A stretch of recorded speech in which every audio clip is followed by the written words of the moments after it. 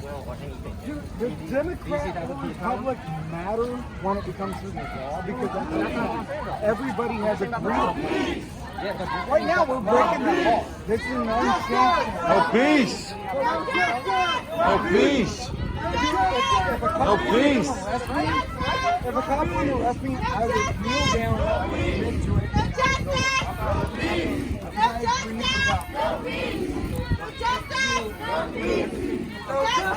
No peace.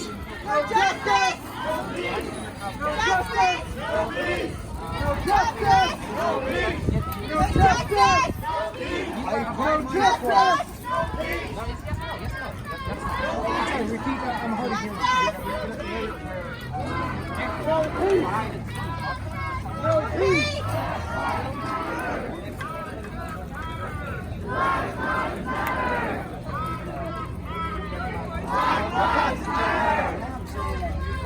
That's a joke. Maybe they felt threatened. You don't know. Right now, this dude felt threatened the right way for me. No, if this is that perfect situation, then that's not okay. But that doesn't mean it's everywhere. Black lives matter! Black lives matter! Black lives matter! Black lives matter! Black lives matter!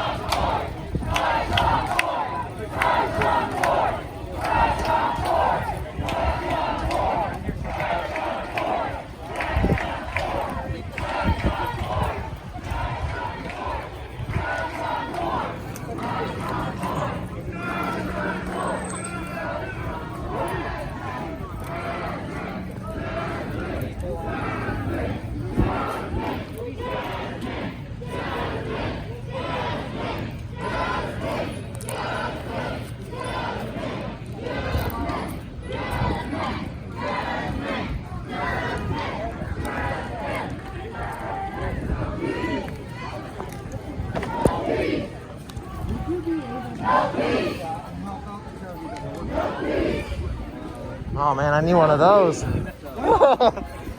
Desperately, fuck.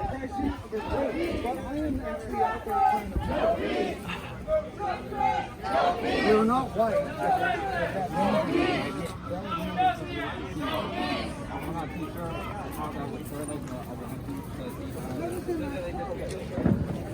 Because what is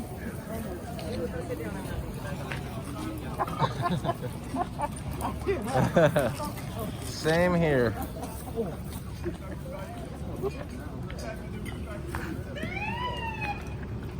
Oh.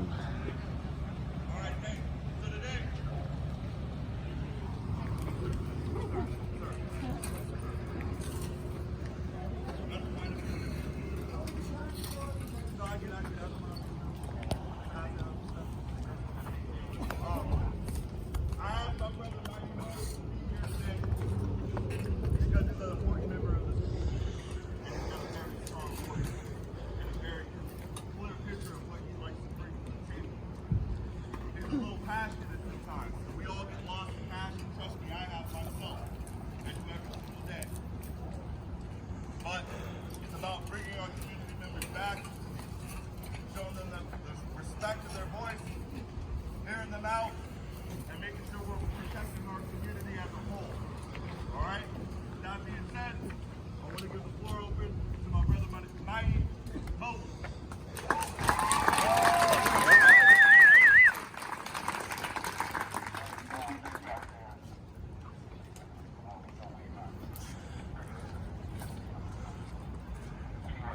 What I wanted to talk about, you guys,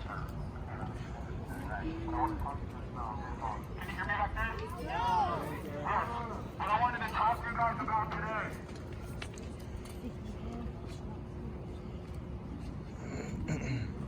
What I wanted to talk to you guys about today, I think it's really important. A lot of people have been calling me and asking me, where's your voice? Where'd you go?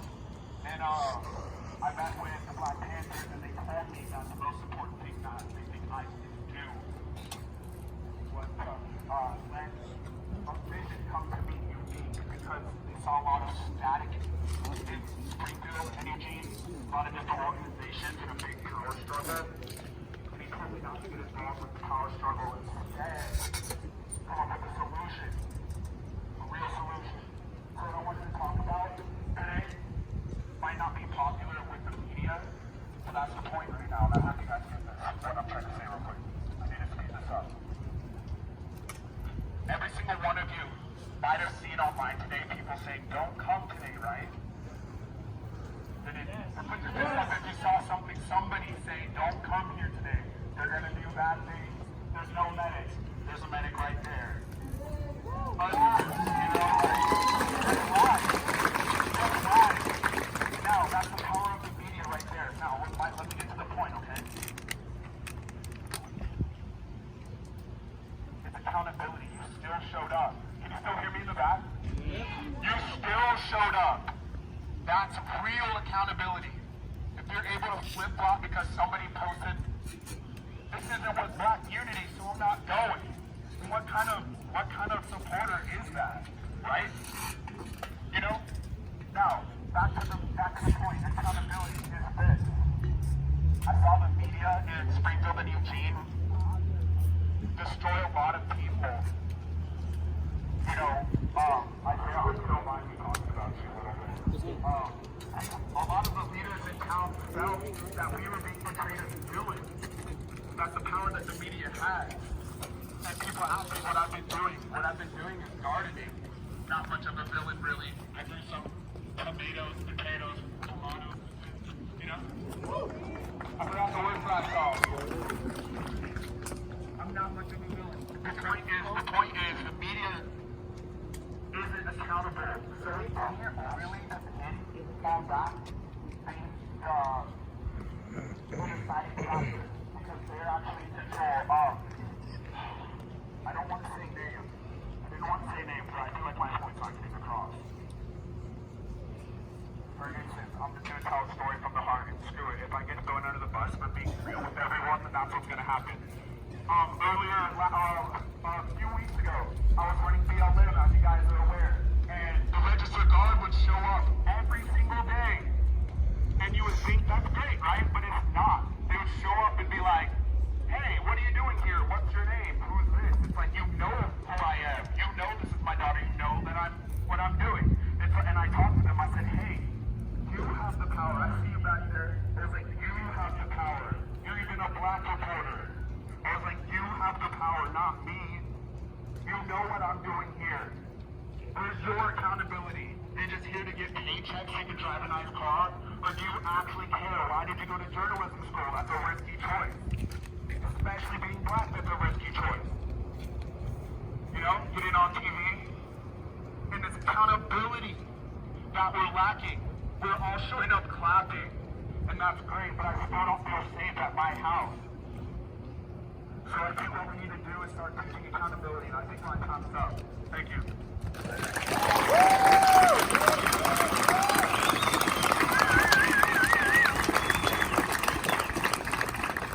So I've said this before, and I'll say it again. This was a modern-day Selma act that we've seen in the 60s happen in 2020 out in Thurston. We saw a group of peaceful protesters try to walk through a residential neighborhood, which is their First Amendment right to do, and get barricaded, stopped, oppressed, yelled at, then slammed, dragged, and beaten on. And not only that, we have protesters here today that were abused and assaulted by other counter-protesters, slamming heads on the ground, causing people to go to the hospital, causing people to bleed in their brains, causing people destruction because we're out here with a peaceful message.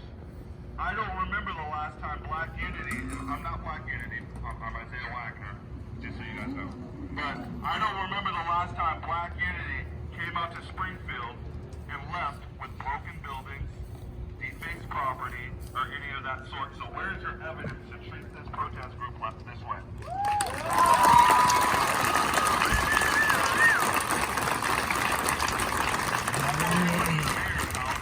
It's accountability. Why is this okay to treat protesters this way? She gave her answer. Obviously, we know how she feels about it.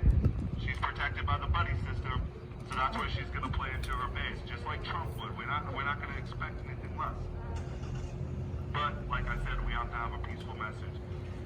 We would love today to be a beautiful day to arrest the cops that harassed and beat our brothers and sisters.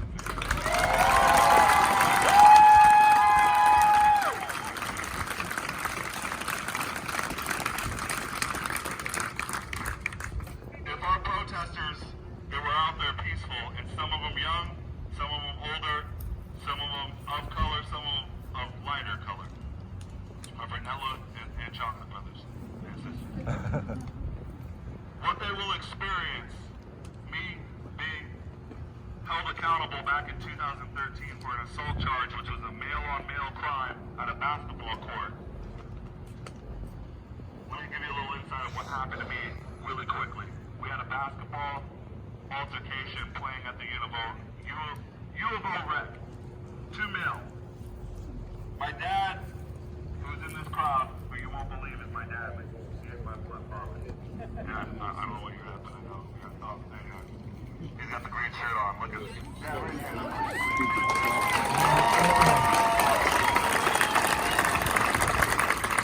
I grew up with this man. People thought my dad was Shaquille O'Neal, and every single time they said, where's your daddy, boy? I pointed over there. Trust me.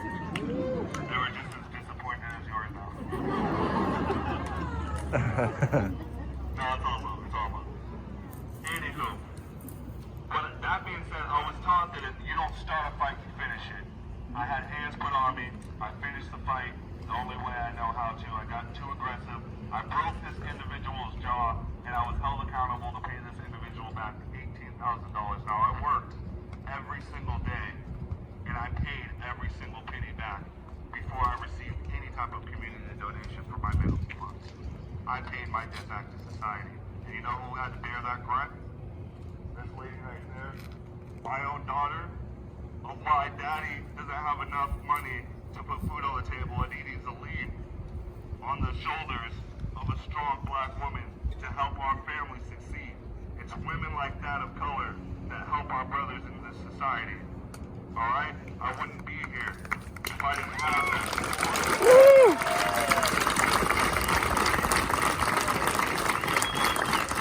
Having a misdemeanor charge and having a good heart and trying to sell yourself to people, saying, hey, look, I'm not a criminal. Hey, look, I don't destroy property, but we don't want your kind around here. Meaning I have charges so I can't have a place to live. I have charges so I get denied from work. So I gotta really accept the tight circle that I'm in, fall in line, be who they want me to be, otherwise they can take my job away and I don't know when I get another opportunity. And there's a lot of people here living under those restraints. And those are some of the things that a 19-year-old man, Tyshawn Ford, and others that are getting charges are gonna have to go through. We're talking about people here that were peaceful, beaten up on the streets, and guess what? You can't live here, nigger.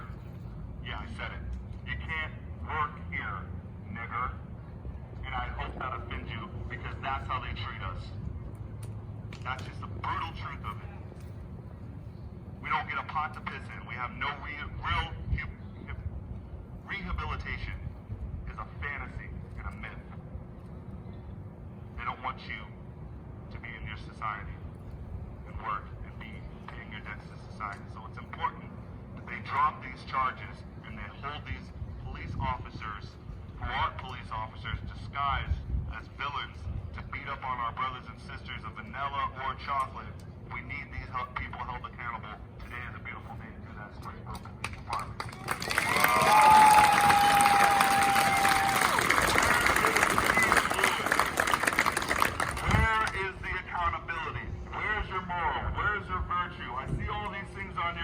Internet that you provide, but you're not protecting and serving the people you're sworn in to protect. If the counter-protesters are people, then the protesters are people as well.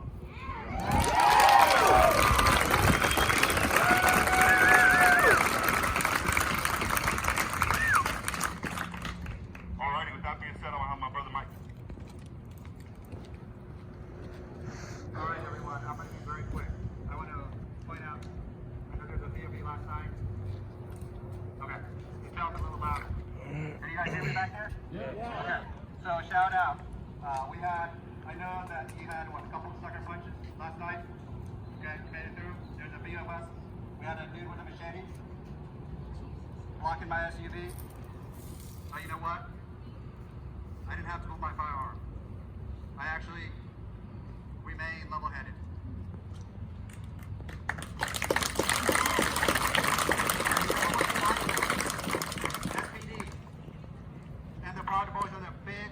Pickup truck, and he say, how do you like not being cornered here? I still remain like level-headed. Finally, he said, oh, you're not like one of them. And I say, what do you mean one of them? I am one of them. I am all of them. I say, are you here to make peace or are you here to make trouble? It went on and on and on. Finally, I wore him out patiently. He came around. He said, will you give me a handshake? I said, yes. Next thing I know, I saw some of you get in fight. SPD was right there. The Proud Boys were saying, SPD's on our side. Beat this assholes up. You're good. You're not going to jail. We have brothers in Florida who got brought by SUV. He got frustrated. He pulled the American flag and threw it on the ground. He's charged with vandalism and assault and property damage. That didn't happen. There's a few of you here that are pretending to be like one of us. We love you still. And I appreciate you over here, brother. I love you. Because a few weeks ago, we were at a different level. But you know what? Each and every one of you, please, keep passing love. When they hate us, love their butt. Please.